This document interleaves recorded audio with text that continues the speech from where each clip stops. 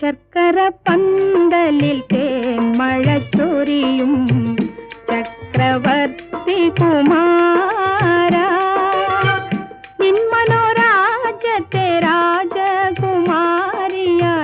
വന്നു നിൽക്കാനൊരു